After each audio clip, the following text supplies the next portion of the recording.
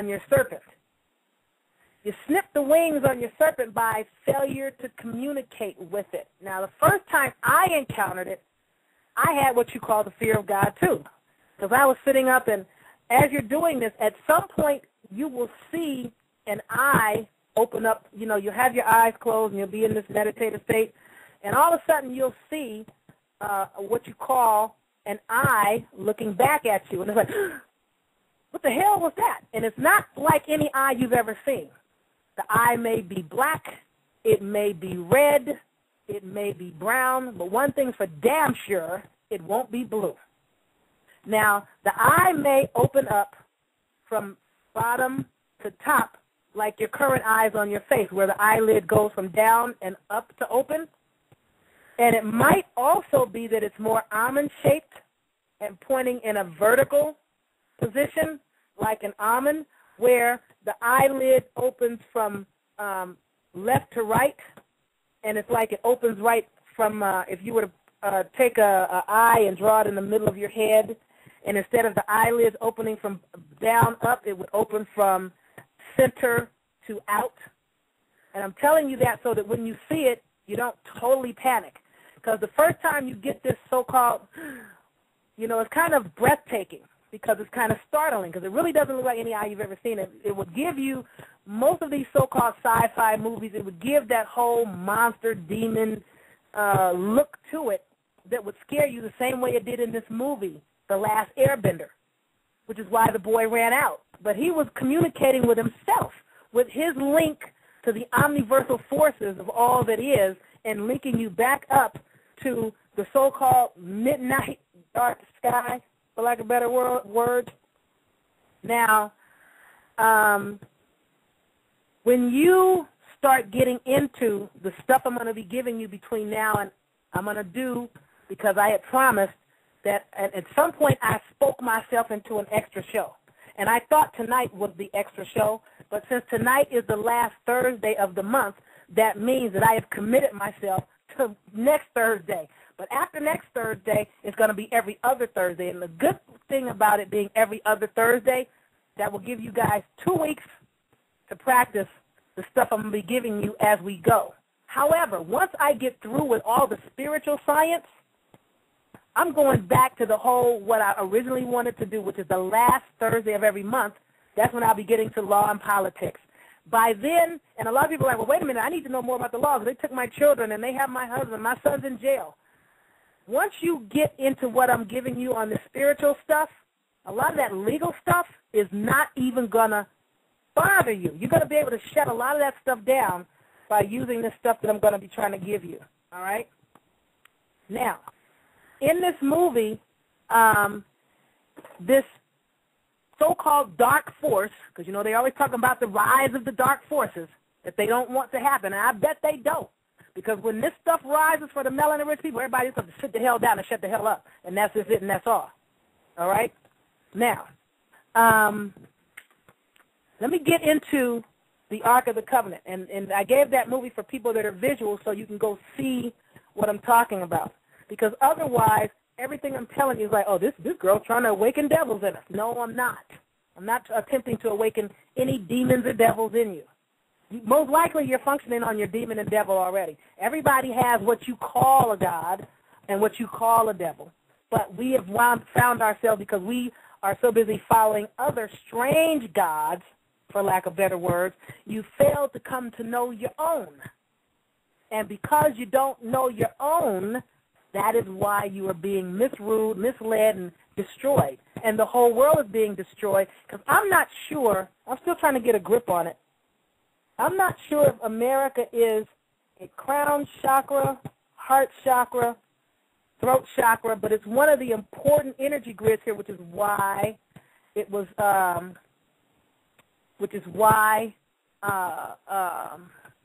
totally lost my train of thought.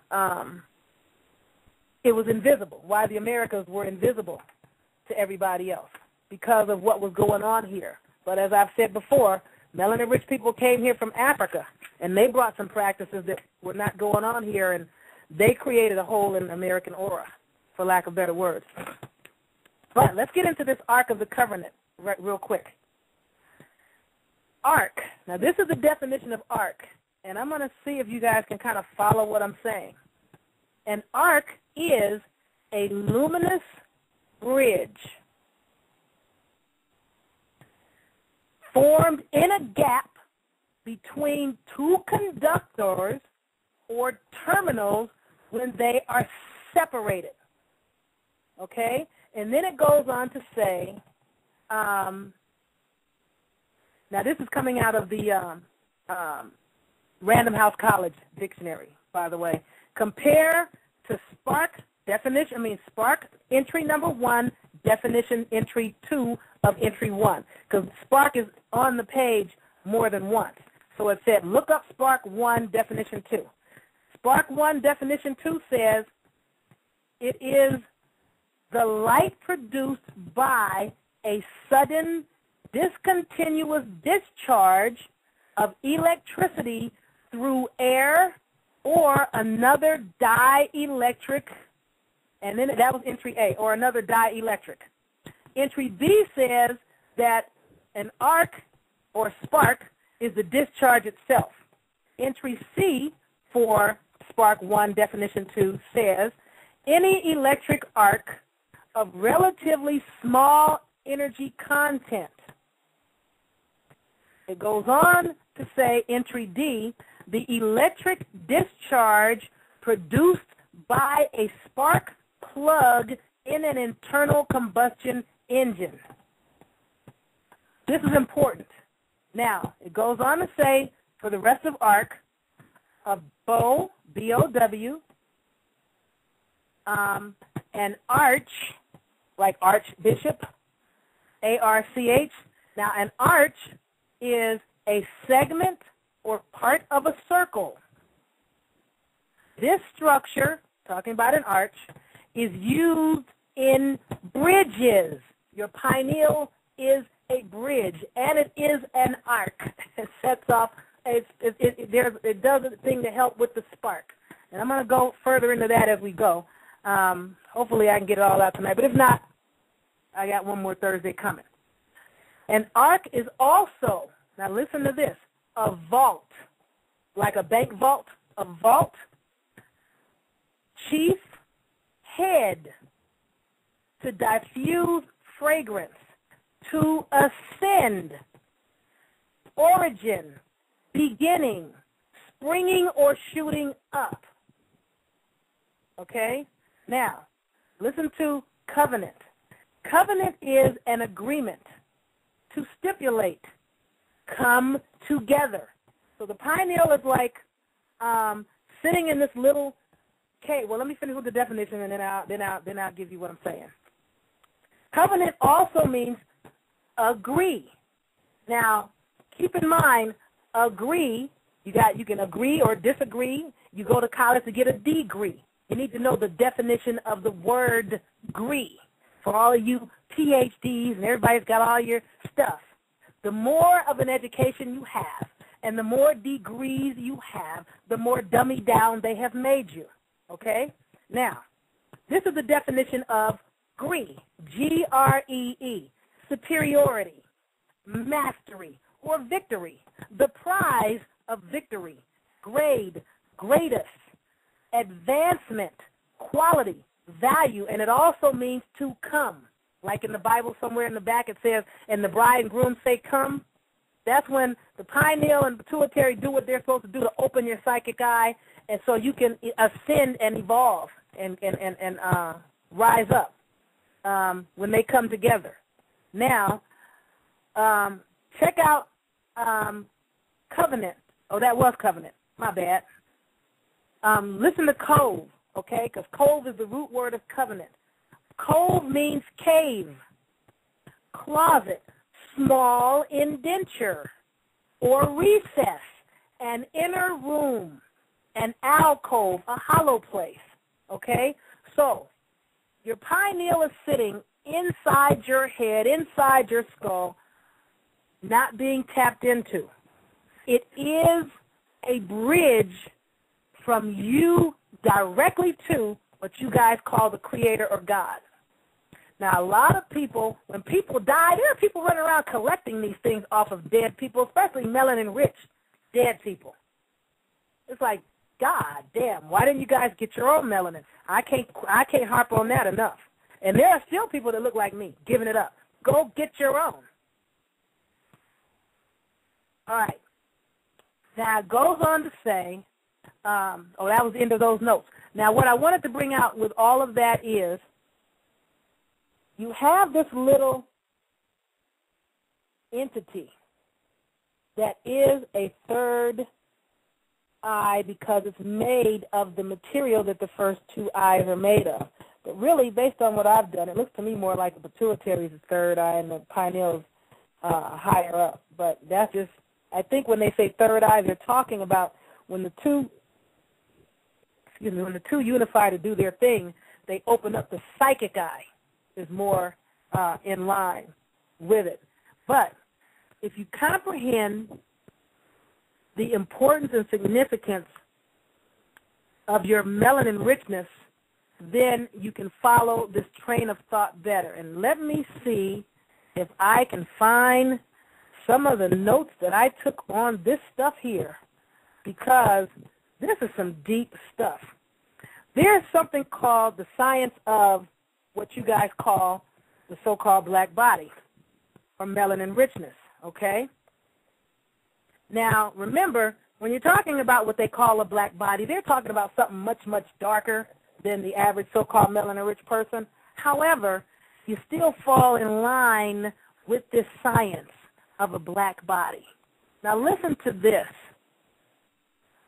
A melanin-rich or so-called black body is an idealized physical body that absorbs all incident electromagnetic radiation, which is, I'm laying the foundation on what I was trying to tell you guys before when I was talking about protons, neutrons, electrons, and space, and photons, and quarks, and how all this stuff works together.